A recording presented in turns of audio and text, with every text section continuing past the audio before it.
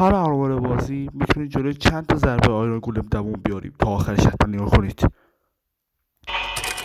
ایشون آقای لاک، ایشون آقای سابسکرایب هستن که بازی داره به اینها هدیه میده.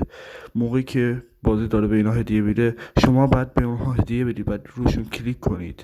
پس لطفاً این کار رو انجام بدید. زنگونه فعال کن که ویدیو ساختیم براتون بیاد. خوشگلا بریم سراغ آرمون اول، آرمونی که خود بازی بهمون داده، یعنی بدن خودمون.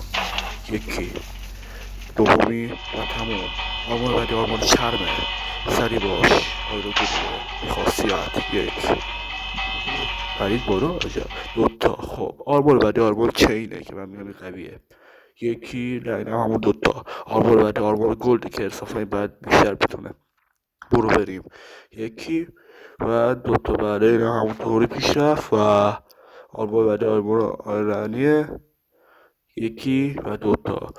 آرمون بعدی آیرون چیه؟ آرمون دایمندیه. یکی. او چقدر سبکه.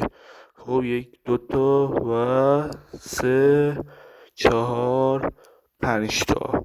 و آخرین آرمور نترایت. یکی، دوتا، سه تا، چهار تا.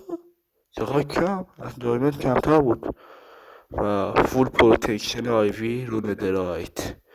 یکی، دوتا، سه تا، چهار تا، پنج تا، شیش تا. او تمام نمیشه. هفتا، هشتا، نهتا، 10، 11، 12، 13، 14. بدون من کجا میخوای بری؟ بدون من